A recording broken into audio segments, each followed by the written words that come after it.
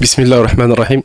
Je vais finalement, alhamdulillah, pouvoir enregistrer une formation sur les planchers réticulés. En fait, c'est une formation d'initiation au plancher réticulé avec le logiciel CPCAD. J'avais effectué une formation pour les étudiants depuis, je crois, janvier dernier. Donc, ça a quand même, on est à 7 mois après. Mais il vaut mieux que, même si c'est un peu en retard, mais il vaut mieux la publier, et l'enregistrer et la publier que de ne pas la faire du tout. Donc avant de commencer, j'aimerais bien vous orienter vers deux choses. Il y a déjà une formation que j'avais effectuée sur les planchers, sur en fait l'utilisation de CPCAD. C'était orienté pour les étudiants, et bien sûr ça concerne en fait même les débutants. Donc elle est très intéressante pour manipuler CPCAD, savoir comment éditer les poteaux, l'entrée des poteaux, l'entrée des poutres, l'entrée des dalles. Donc ça, j'avais abordé deux types de dalles, les planchers dalles ainsi que les dalles pleines plutôt, les planchers dalles et les planchers corps creux. Donc c'est un système poteau-poutre. Donc là, je vous invite infiniment à la voir, parce que ça constitue un démarrage pour la formation des planchers réticulés. Parce que plusieurs sujets, je ne vais pas les aborder sur cette petite formation. Elle ne concerne que les planchers réticulés. Et également, par rapport aux planchers réticulés, je vous invite, donc là, la chaîne YouTube, ma chaîne, c'est Promen Learning. Il y a l'autre site, donc c'est un site dédié aux articles. J'ai publié pas mal d'articles, mais ça va venir. Je vais aborder plusieurs sujets, que ce soit la gestion de projet ou l'Open BIM, l'IFC, le BIM, l'ingénierie d'une manière générale.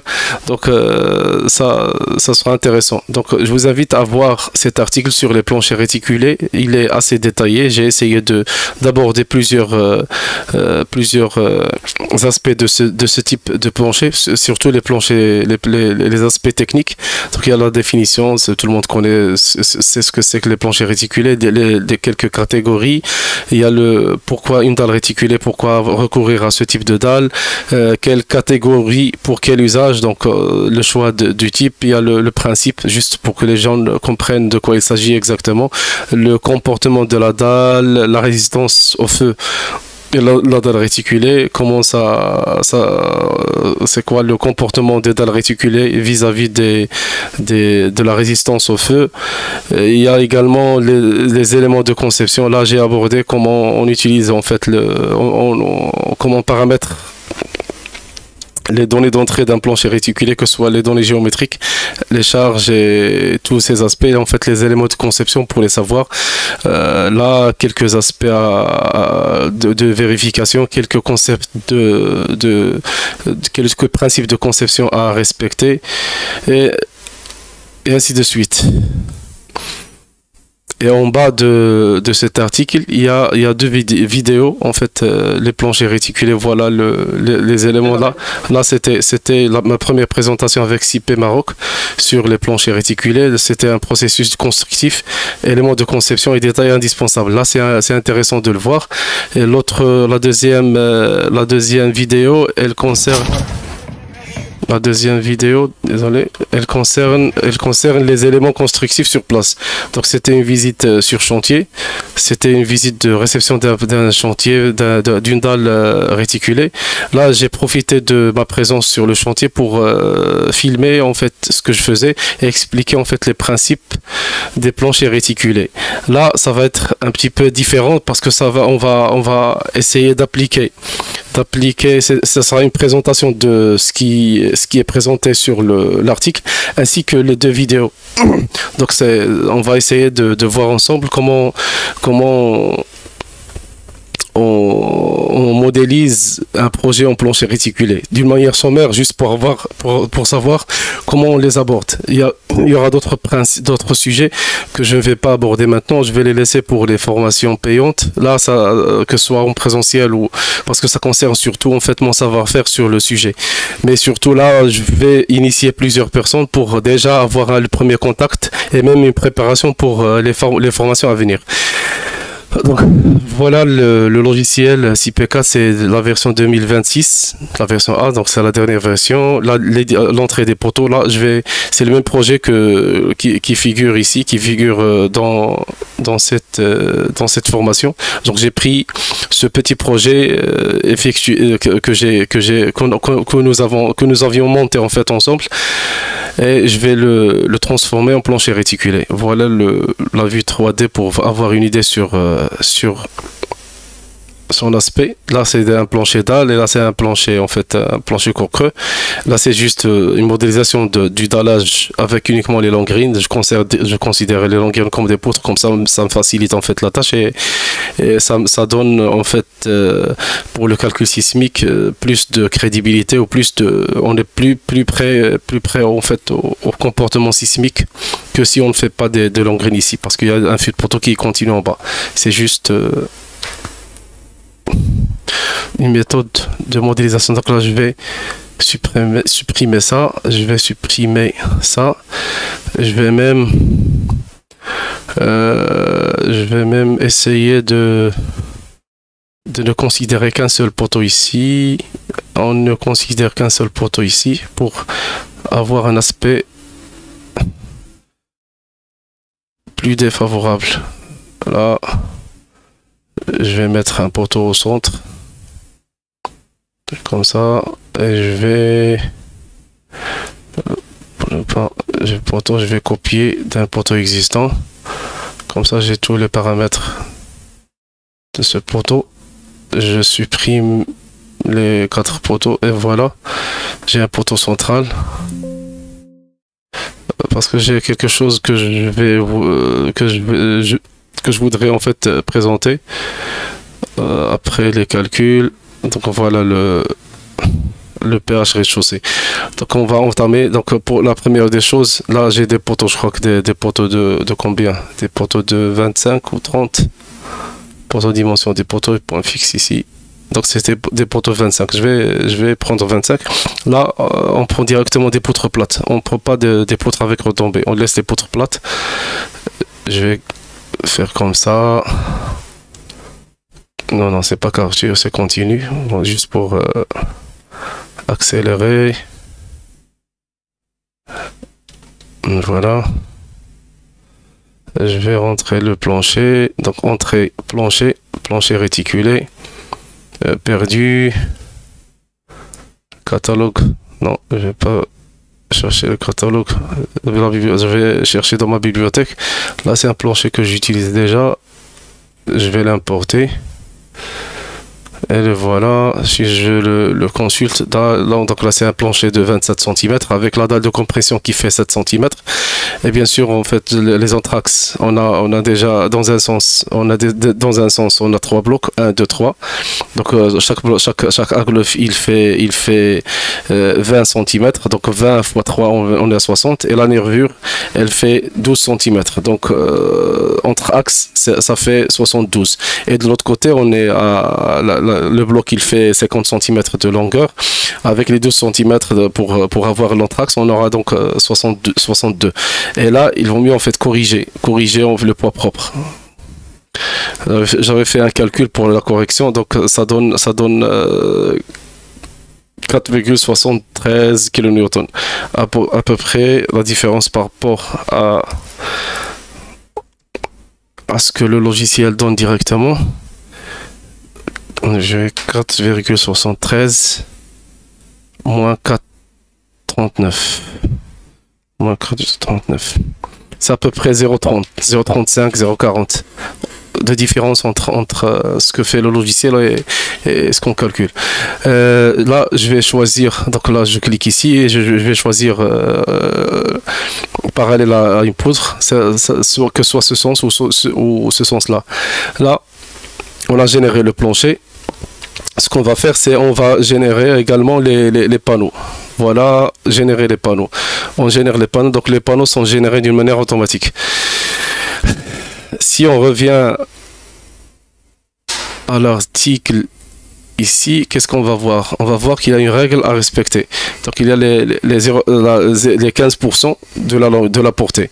Donc on a ici, entre ici, on a une portée L2. Donc ce morceau de panneau, cette partie de panneau, elle devrait être 15% de la longueur totale. Donc si on mesure la longueur, par exemple ici, comme ça, on a 6, on a à 6,20, 6,20 m.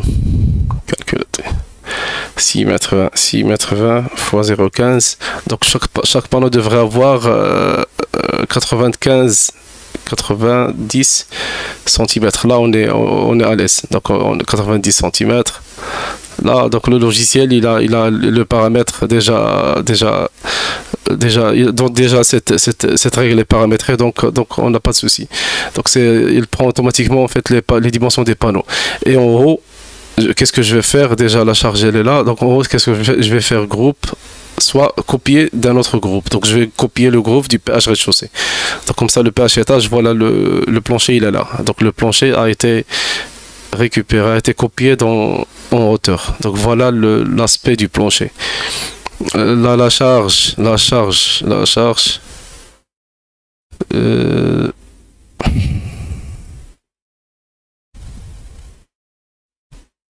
Ah non, donc la charge a été disparue. Qu'est-ce que je vais faire? Je vais mettre ici en permanente 10 kN. Ça juste pour voir, je voulais voir quelque chose de précis par rapport au ferraillage. Donc là, je crois que c'est modélisé. Je vais lancer les calculs. Ça va pas prendre beaucoup de temps. Déjà 20 heures avec le modèle elliptique, donc il ne va pas prendre beaucoup de temps. Je vais mettre pause en attendant qu'il termine. Avoir une vidéo longue. Donc les calculs sont terminés, donc 29 secondes. Je ferme ici.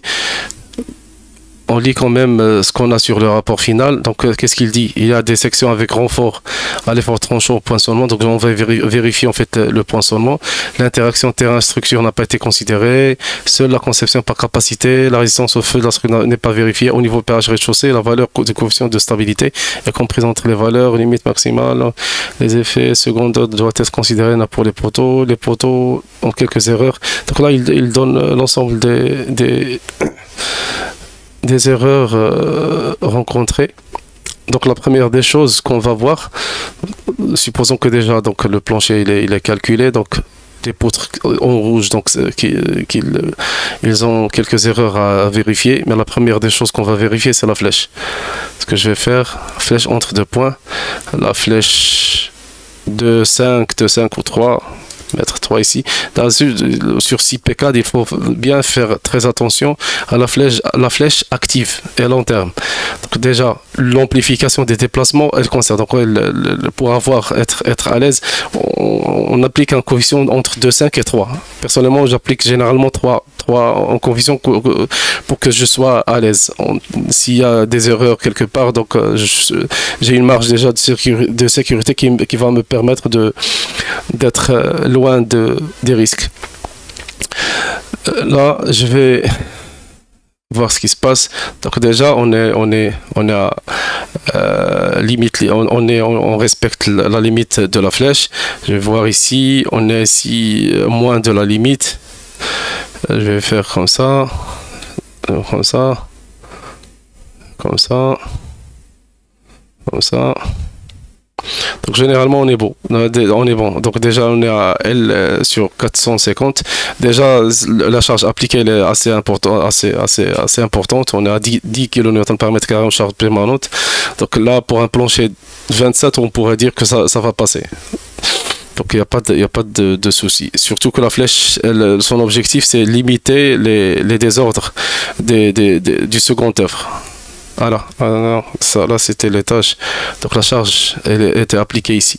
Donc sur la flèche elle ne va pas passer. Voilà, on est à L sur 250, donc on ne pourra pas passer. Voilà, L sur 270, L sur 250, là ça ne passe pas. Là ça ne passe pas. Mais là, mon objectif, c'était quoi? C'était voir ce qui se passe ici. Pourquoi? Parce que déjà, là, on a des armatures des forts tranchants qui sont assez acceptables. Même, on pourra même les éliminer en augmentant le panneau. Mais dans cette situation, le fait de dire les 15% qu'on a vu, les 15% qu'on a vu ici, ce n'est qu'un prédimensionnement. Mais normalement, ce qui va déterminer exactement en fait les panneaux, ce sont le comportement des nervures vis-à-vis des charges. Là, les nervures elles sont trop sollicitées en effort tranchant, donc il y a des armatures de 14 et même la nervure elle est assez mince, on est 12 cm quand même, ce n'est pas beaucoup. Donc je vais voir le détail, j'espère qu'il me génère le détail avec les armatures. Voilà, donc le détail ici. Donc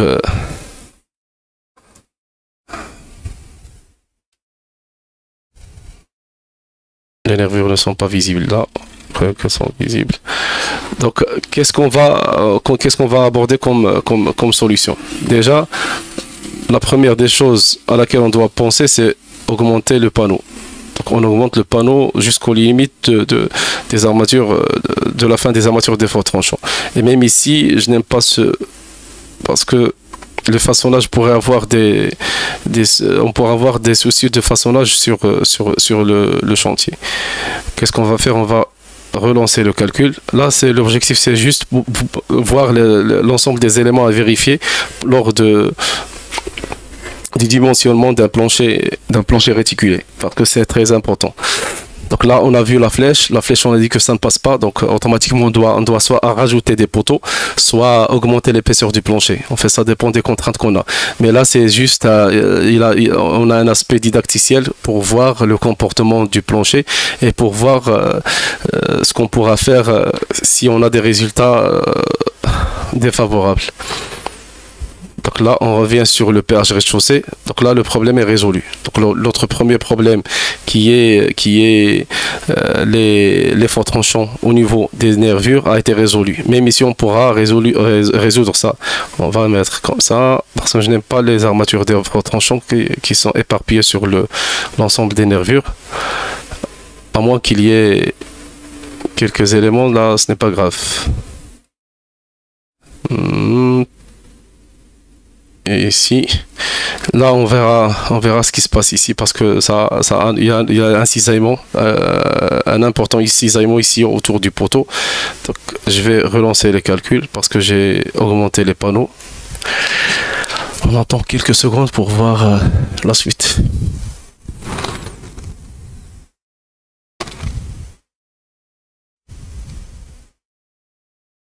Et voilà, les calculs sont terminés. Donc, qu'est-ce qu'on va voir? Donc, on a vu le premier aspect. On se rappelle bien la flèche. Le deuxième aspect, c'est les armatures des forts tranchants.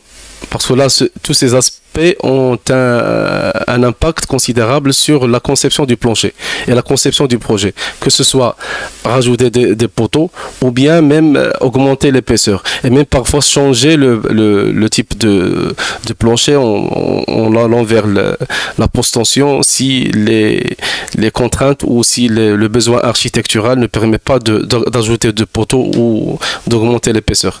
Donc le troisième aspect qu'on va aborder, c'est le poinçonnement.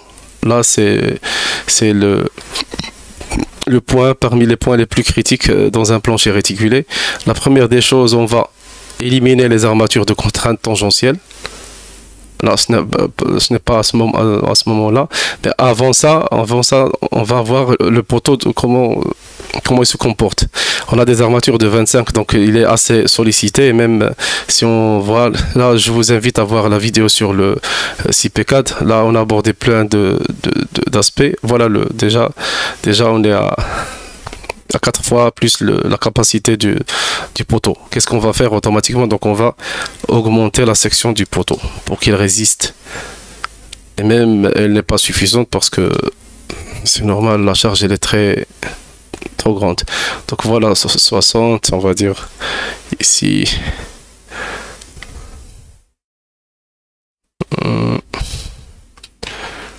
Le premier problème est résolu. Parce que pourquoi? On augmente la section des poteaux, ça va favoriser le poinçonnement. Parce qu'il y a une grande liaison entre la section du poteau ainsi que le poinçonnement. Si on vérifie ici, on va voir que les forces localisées au poinçonnement en situation durable, on dépasse les limites, et ici on dépasse largement les limites. Là, c'est très proche. Qu'est-ce qu'on va faire? Soit on augmente l'épaisseur, soit on augmente l'épaisseur de tout le plancher. Parfois même, on peut ne pas augmenter l'épaisseur du plancher. On pourra se contenter de n'augmenter que le panneau, donc avoir une retombée. Mais avant ça, on pourra générer des renforts. Donc je vais générer des renforts. Je vais prendre le type de renfort comme étant des poutres. Donc les poutres déjà, donc une poutre, je vais dire, donc le poteau il fait 60, je vais mettre 40, et là on est à 4. Là ce n'est pas important l'armature longitudinale, mais c'est surtout l'armature transversale. Je vais choisir ce type pour avoir plus de coupe, plus de sections de l'effort tranchant. Je vais augmenter ça à 10 pour voir ce que ça va donner. Je pourrais générer directement de cette manière. Là on a 1 mètre, je vais mettre 1,50 m, je vais mettre même 1,80 m. Voilà. Et le problème est toujours là. Donc il y a un souci, limite d'armature, situation durable. Qu'est-ce que je vais faire? Je crois que je vais éditer le renfort en augmentant le nombre ici.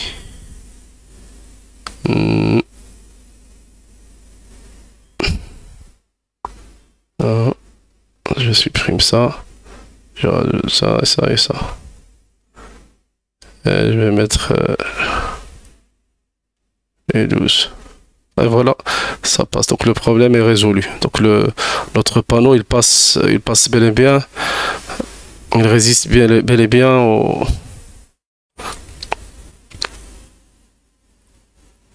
poinçonnement. Voilà l'armature, elle est matérialisée comme ça ici. Donc voilà. Là c'est les armatures tangentielles, donc on les élimine parce que déjà on a vérifié directement le poinçonnement. Qu'est-ce qu'on va faire pour les éliminer? Tout simplement on a le périphérique. On va cliquer éliminer les armatures de contrainte tangentielle. Et voilà, elles sont éliminées. Donc notre plan est clean. Ici, je vais voir les poteaux avant de vérifier le poinçonnement parce qu'il ne passe pas sur les autres poteaux. Mais là, on a le même souci. Donc ce qu'on va faire ici, je ne sais pas pourquoi il n'a pas groupé les poteaux. Là, c'est juste, je vais grouper l'ensemble des poteaux ici.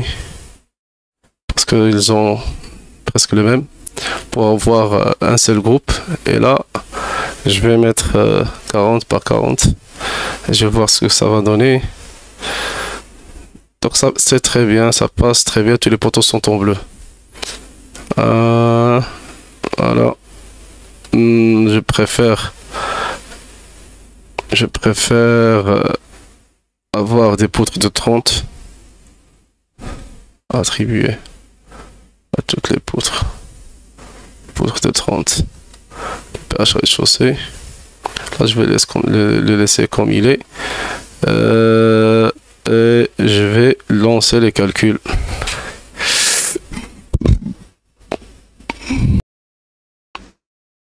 Voilà, les calculs sont terminés. On analyse ce qui se passe ici. Donc là, on a la même chose. Donc on élimine ça. Là ça passe, là ça passe. Alors, là je vais, il y a une remarque que je vais aborder, que je vais signaler, c'est 6P4. Je vais prévoir une vidéo sur juste le principe de modéliser avec 6P4. Mais comment je vais le citer ici. Après je vais mettre une vidéo assez peut-être plus détaillée que ce que je vais dire maintenant.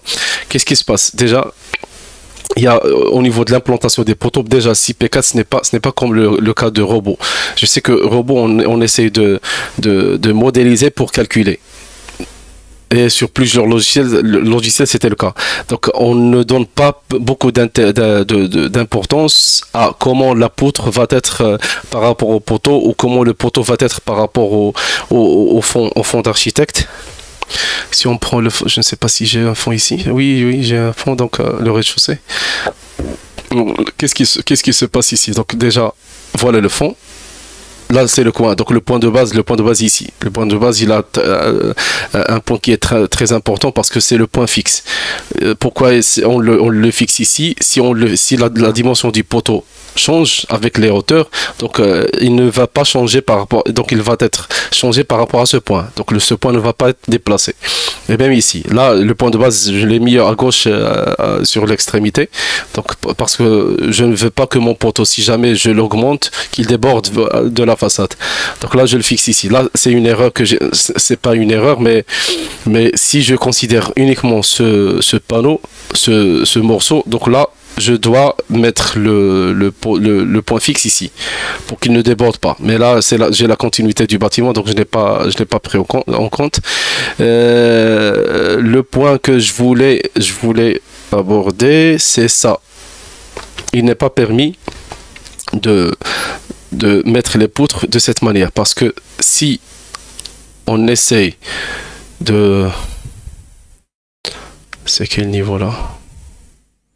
Non, c'est le plan de coffrage. Je vais éditer le plan.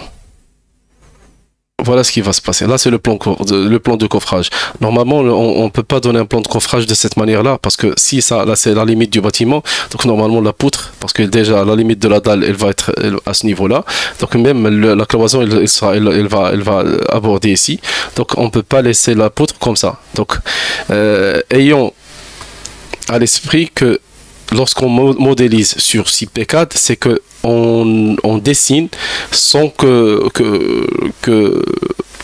s'en aperçoive. On dessine un plan de coffrage qui est destiné à l'exécution. Et même si vous avez constaté ici, qu'est-ce que j'ai? J'ai des axes et des fils. Donc j'ai catégoriquement un plan de coffrage, donc que je n'ai pas dessiné, que je n'ai pas créé. Donc il a été créé d'une manière automatique. Avec même toutes ces nomenclatures, il y a la possibilité de modifier plein de choses, déplacer, donc paramétrer son plan.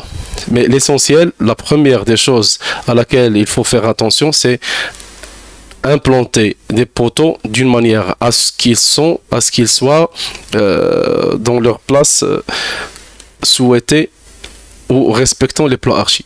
Donc qu'est-ce que je vais faire ici? Je vais ajuster. Donc j'ai décoché ça. Je vais ajuster ça. Les poteaux par rapport les poutres par rapport aux poteaux. Voilà. Ici également. Là, je préfère même ici que j'ai mon point fixe vers l'extrémité en considérant que le bâtiment il se termine ici et même le point fixe il est là. Donc il faut soigner l'entrée des ouvrages. Voilà, je relance encore une fois les calculs. Ce que je fais ici, à chaque fois je relance les calculs, je pouvais l'éviter, mais en finalisant toute la conception. Mais l'objectif c'est expliquer chaque étape. Donc si j'explique une étape, donc je touche au projet, donc automatiquement les calculs sont perdus. Donc je dois refaire les calculs.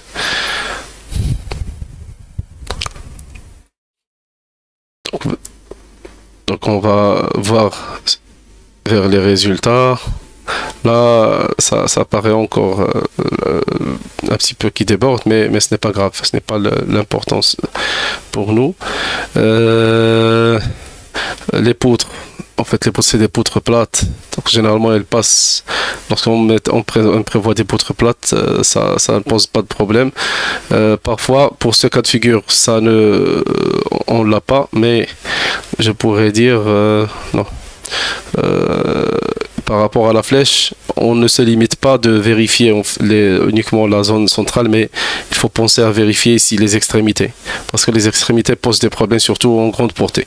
Si ici, on a un degré d'hyperstaticité qui nous permet d'éliminer en fait ou de minimiser le ventre de la dalle entre les appuis, mais ici, vers l'extrémité, c'est différent. Donc ça pourra passer ici, mais là, on a un souci. Donc il vaut mieux, il faut, ce n'est pas il vaut mieux, il faut vérifier les extrémités, les flèches au niveau des extrémités. Qu'est-ce que je vais voir comme un autre... Désolé.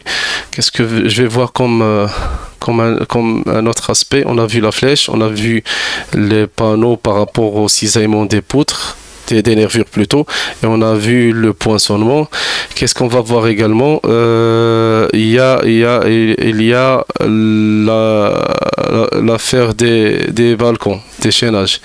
Donc si j'ai un chaînage à prévoir, supposons que j'ai un balcon ici. Donc tout simplement je vais on va dire que on a un balcon là entre les poteaux, dans les terrasses là. Voilà. J'élimine la continuité, je vais mettre simple, je vais prévoir un ajustage ici, et j'ai une autre poutre comme ça. Voilà.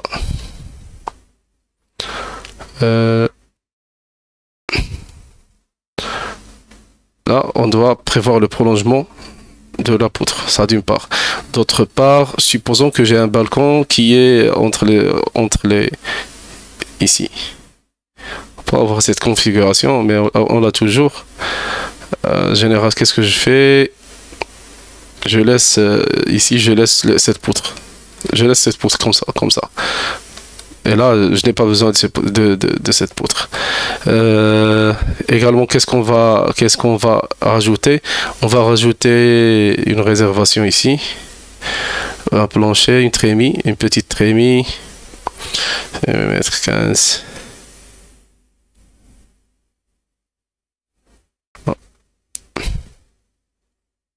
Voilà. Mais là, cette trémie, elle doit être prolongée. Bon, c'est trop. Attends.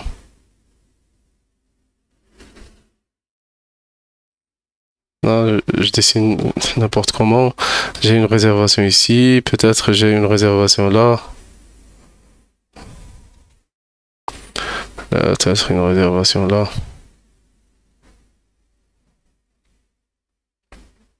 J'espère bien qu'il ne va pas sortir. Non, je ne crois pas. Ah, il va sortir, déjà, il va sortir. Il est sorti. Donc, on est de retour, voilà. Donc on doit reprendre parce que parce qu'il est sorti, les sorties sont avant de sauvegarder. Donc qu'est-ce qu'on va faire? Je vais prévoir une trémie. Oui. Une trémie ici.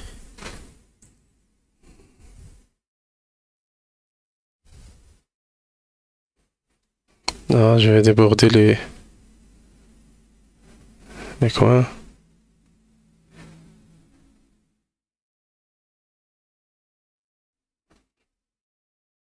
Là, ça d'une part. D'autre part, je vais ajouter les balcons.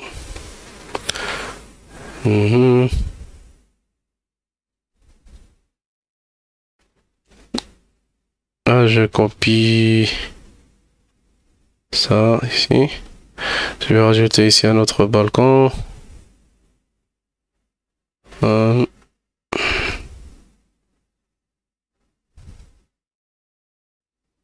J'ajuste par rapport à l'extrémité.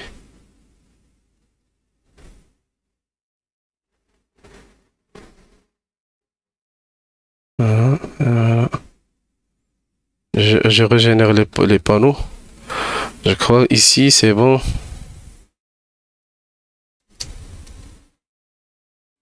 Donc c'est bon. Je relance les calculs.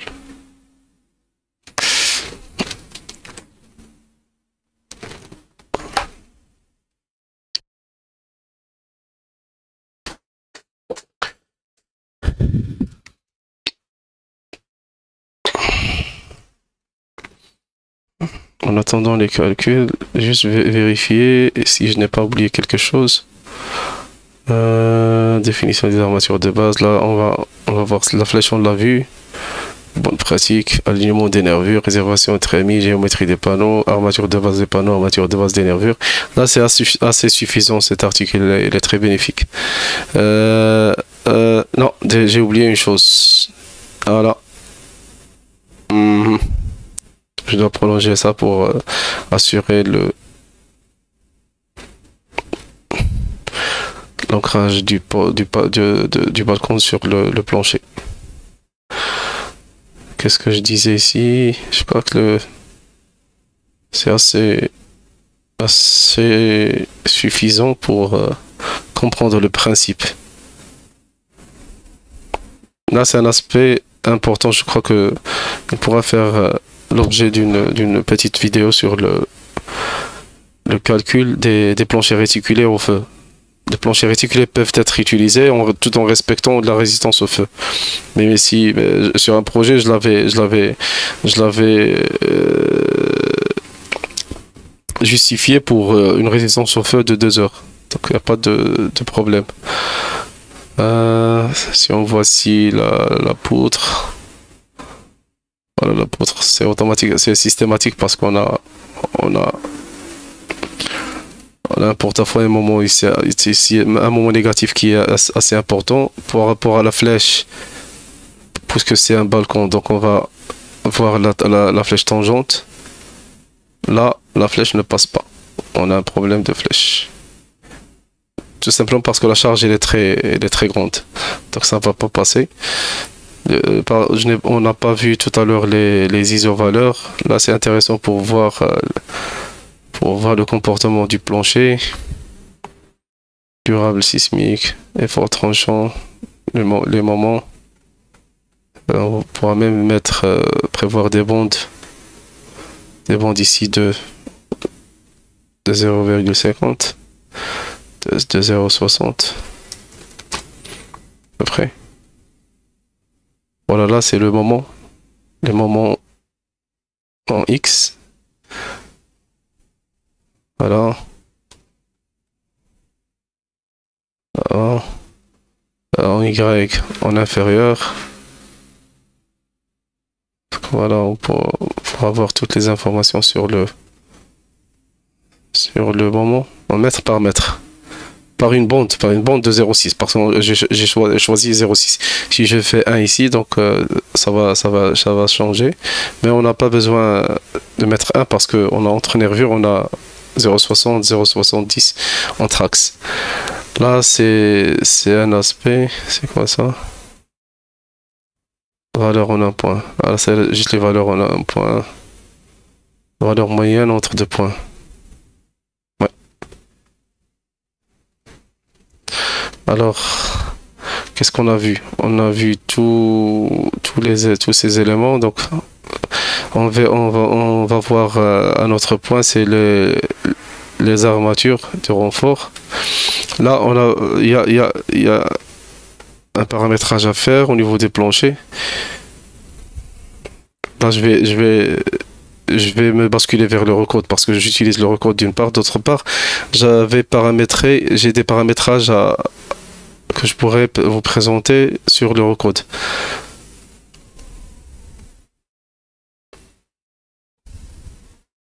Consultation des permis. Ah, t'as le permis, non.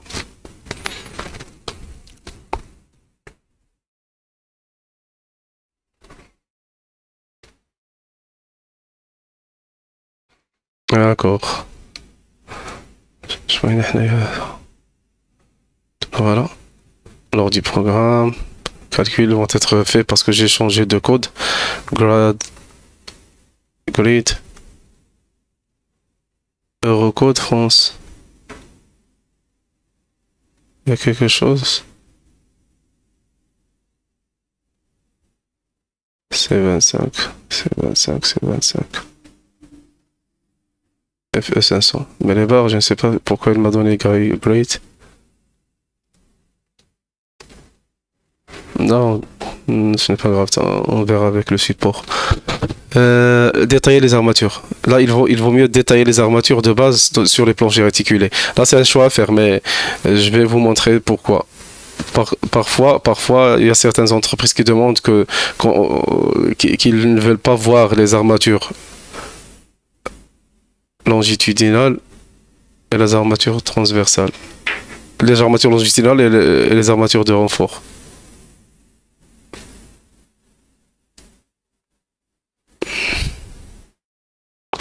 Là, j'avais choisi le record de Singapour. Le record de France. Et voilà. Normalement, c'est bien. Donc, c'était mon erreur. Là, ce que je disais, c'est il faut détailler les armatures de base ici. Il y a quelque chose par rapport à cela.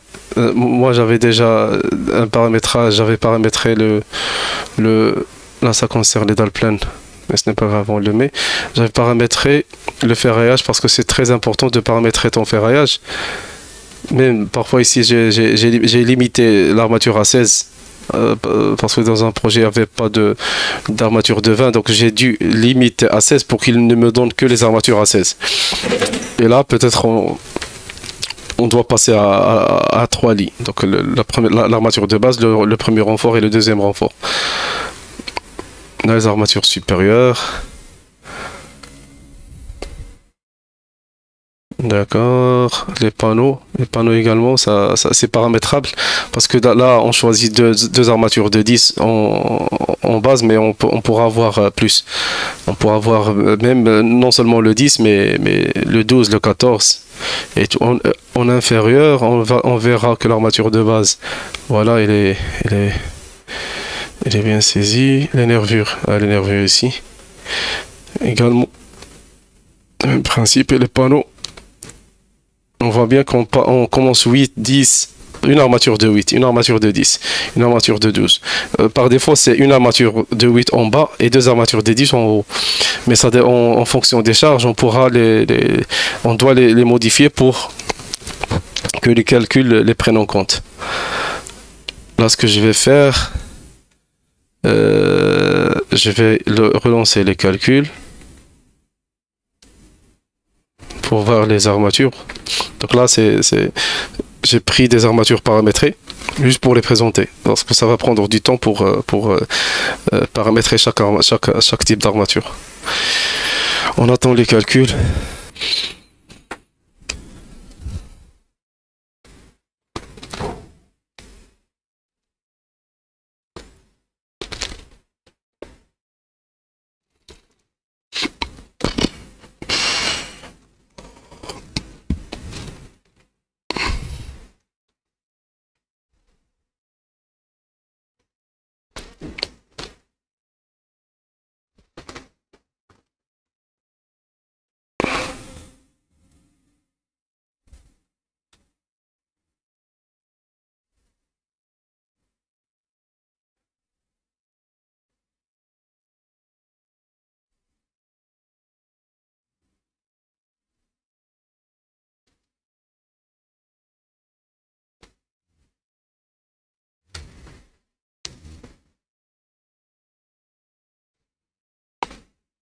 Donc on va aller nord.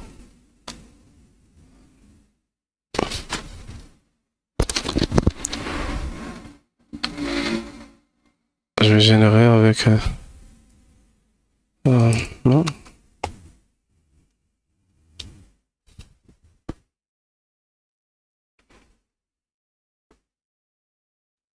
Le périmètre est là.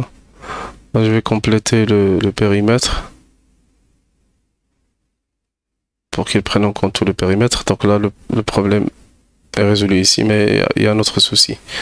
C'est la situation durable. Parce que la charge elle est très, très importante. Ce que je vais faire, c'est prévoir une retombée de 10. Là, c'est juste, on s'est posé sur un cas très défavorable. ou même parfois même l'épaisseur du plancher ne va pas aboutir parce qu'on a uniquement 30 centimètres. Donc peut-être on doit augmenter les agglos ici, prévoir des agglos de 25 ou d'autres solutions qui permettent d'augmenter la résistance du plancher. Au lieu d'avoir 30, 20 plus 15 ou 20 plus 20, ce qui n'est pas souhaitable parce que on va alourdir le plancher sans contribuer à sa résistance, mais plutôt on augmente la partie creuse pour avoir une inertie assez suffisante. Je crois que ça va passer, je crois. Oui, ça passe. Donc c'était une question de poinçonnement lié directement. Donc les armatures ne vont pas suffire. Donc même ici, je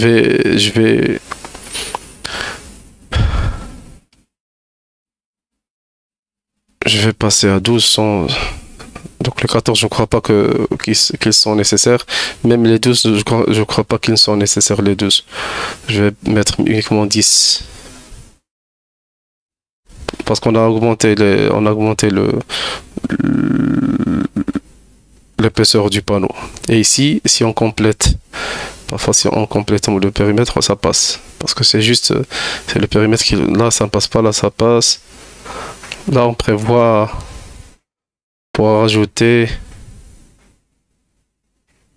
voilà, donc ça résout le problème. On a ici, non?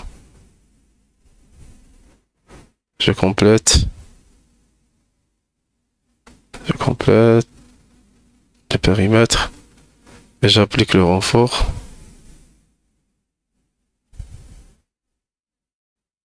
Là, ça passe, et ainsi de suite. Donc on pourra vérifier l'ensemble des. Donc il y a un autre aspect, c'est l'armature de base. Ce qu'on va voir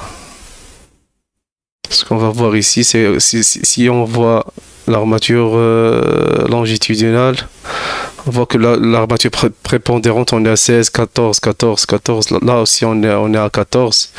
Là on est à 10, ce n'est pas grave. Et l'autre sens, là c'est le longitudinal, le transversal. Le transversal, on est à 20, 20. Donc qu'est-ce qu'on va faire? On va essayer d'appliquer une armature de base de 14 pour les deux côtés. En bas. En haut, ce n'est pas intéressant. Là, filtrer. Donc je vais le groupe actuel ici. Je ne vais l'appliquer qu'au groupe actuel. On verra pourquoi. Donc c'est réarmé. Qu'est-ce que je vais faire? En fait, j'ai fait assez vite. On cherche, une fois on applique l'armature de base, on va sur l'onglet dalle plancher réticulé, on cherche égaliser l'armature, et ici on lui dit de réarmer la dalle. Pourquoi je n'ai pas fait de même en haut? Parce qu'en haut on n'a pas la même charge, donc ce n'est pas la peine d'appliquer les mêmes ratios, les mêmes armatures de base. Même on est à 14, 14. Si on applique ici, là c'est un choix à faire. On applique ici les 12. Le groupe actuel. Et on réarme.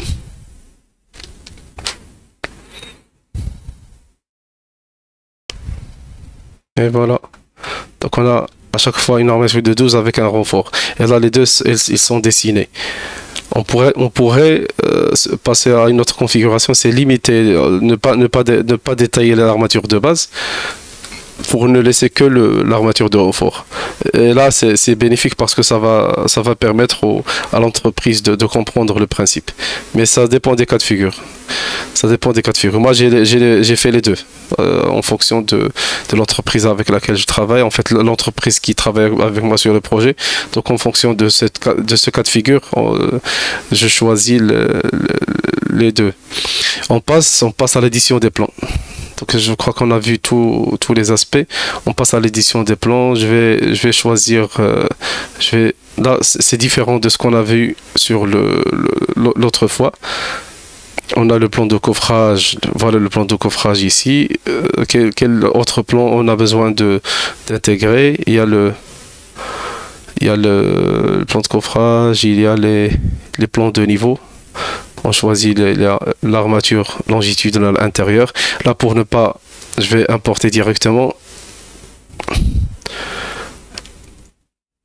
un ensemble de plans. Je vais... Parce que la vidéo là, on est à 45 minutes. Là, qu'est-ce que je prévois comme plan? Donc, il y a le plan de coffrage, il y a les portiques, le plan des poutres. Il y a ces quatre plans. Donc là, je choisis DWG, ce n'est pas ici. Le portique, c'est le page rez-de-chaussée exactement. Le plan des niveaux. Dessiner le fond. Là, c'est bon. Ce que je vais rajouter, c'est les poinçonnements, les renforts de poinçonnement. Table métrée, table résumée, selon les groupes. Donc, c'est le plancher rez-de-chaussée. Et voilà, je vais le remonter ici pour question d'organisation. Et je vais choisir ça. Donc voilà les plans qu'on prévoit pour les planchers réticulés, que je fais moi déjà pour les planchers réticulés.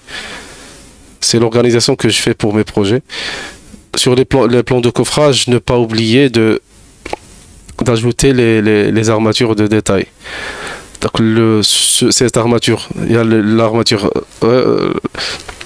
rappelez-vous de 3. Donc il y a le 12 et la 11 et la 13. C'est le même principe, mais sauf la 13 c'est le coin, la 12 c'est la 11 c'est le centre et la 12 c'est l'extrémité. Et la 13, la 33 c'est la trémie avec, donc c'est pour le cas où on a calculé en fait les armatures. L'autre, voilà les armatures d'effort tranchant, pour les nervures. Ce sont ces armatures, on va les voir maintenant. Il y a deux types. Donc moi j'ai choisi ça. Généralement c'est ce que je donne aux entreprises. Là c'est en cas de dénivelé, ce n'est pas. Là c'est en porte-à-faux. C'est juste pour avoir la dénivelée. Là attendez, là ce n'est pas. Les importants c'est les quatre détails que je vous ai montré tout à l'heure. 11, 12, 13 et le renfort des nervures. Et bien sûr ainsi que les trémies. Une erreur de sécurité, c'est juste ça là c'est courant, c'est parce que j'ai importé une bibliothèque de plans. Donc je l'applique au projet, automatiquement elle génère des erreurs. Mais ce n'est pas grave, c'est des erreurs de sécurité. À chaque fois on clique on appuie sur échappe sur le clavier. Et on attend à ce que l'erreur se termine.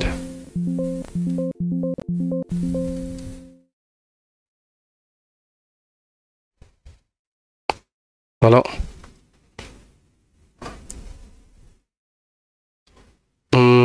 TWG, pourquoi? Là, TWG ici. Ah. Là, il m'a distingué, il a distingué des types.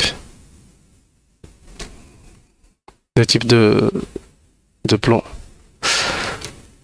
Voilà. Et voilà là, il va sortir. Parce que j'ai essayé de détailler tout. Je ne dois pas faire ainsi.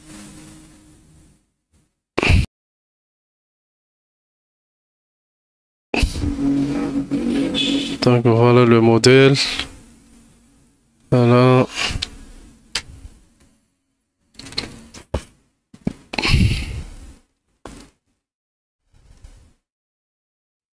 Là c'est juste une petite... Je ne vais pas détailler les portiques et le poinçonnement. Donc je détaille tout, ça va marcher. Et je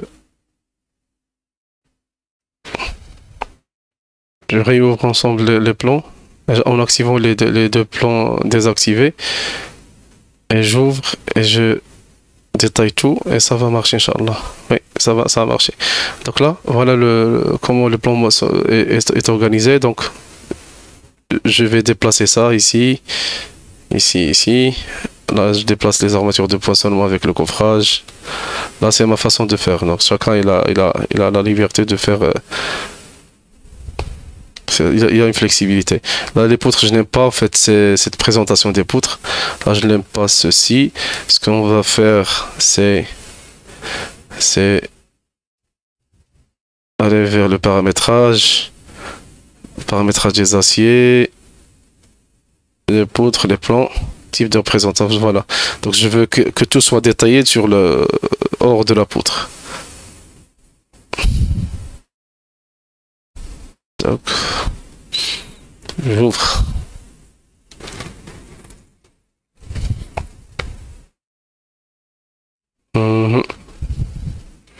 Et voilà. Voilà mon préféré. D'accord. Donc chaque section elle est au niveau sur la travée. J'ai le façonnage il est là avec la nomenclature et bien sûr les quantités. Donc un plan il comprend les détails d'exécution, les coffrages et les quantités nécessaires. Voilà les armatures là. Il ne faut pas oublier ces armatures là. C'est très crucial. C'est très critique de les oublier. Là, on doit éliminer ça comme on l'a vu tout à l'heure. Voilà la trémie, elle est là. Et les 4 plans d'armature. Voilà l'armature de base. Non, je crois pas que l'armature de base est appelée. Ah, c'est l'armature supérieure, c'est normal. Parce que je n'ai pas appliqué d'armature de base en supérieur. Voilà l'armature de base avec le renfort. 14, 16, 14, 16. Et voilà. Le poinçonnement, il est là. Voilà le poinçonnement. Donc, c'est la fin de cette présentation. J'espère qu'elle sera bénéfique pour l'ensemble des personnes qui souhaitent utiliser les planchers réticulés dans le projet. Je crois que c'est suffisant pour travailler. Il y a plein d'autres aspects que je n'ai pas pu aborder ici parce que déjà ça va prendre beaucoup de temps, le paramétrage, les astuces de conception. Et je crois que je vais m'arrêter ici. Ah, je vais quand même.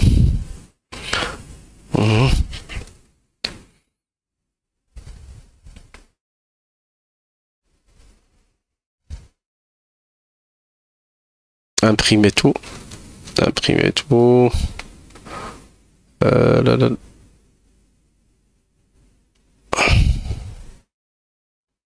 Au bureau. Là, un seul plan avec présentation.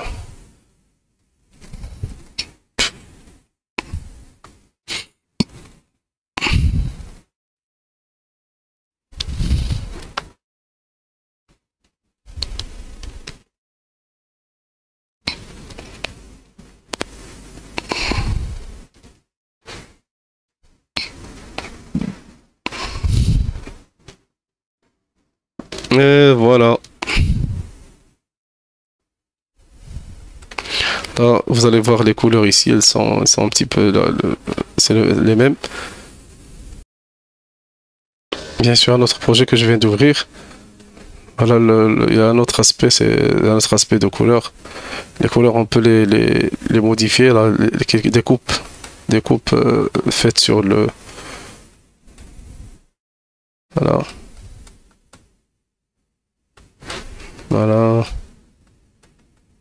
Voilà, c'est le coffrage. C'est tous les détails ici. Et bien sûr les ferrailles, parce que là, c'est les poinçonnements, ouais, tous les poinçonnements sont vérifiés. Les armatures, chaque plan il a là, parce que là, par exemple, là ici, qu'est-ce que j'avais fait?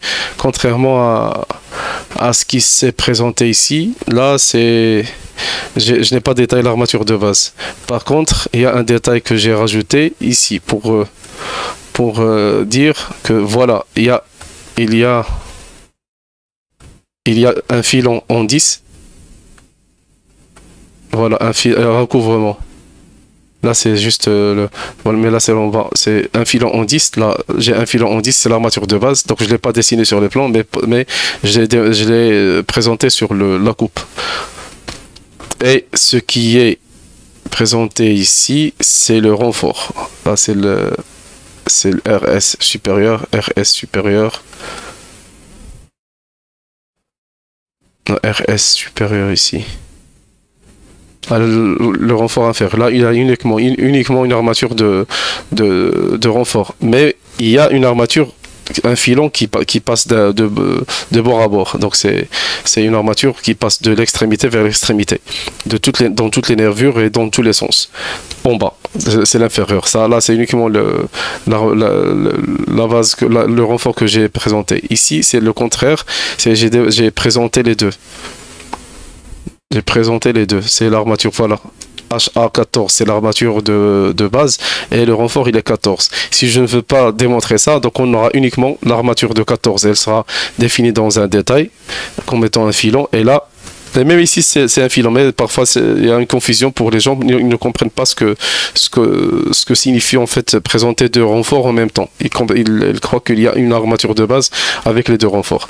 Donc la vidéo, je crois qu'elle a atteint les 1 heure, presque 1 heure. Donc merci pour votre attention et à bientôt pour d'autres vidéos instructives. Assalamu alaikum wa rahmatullahi wa barakatuh.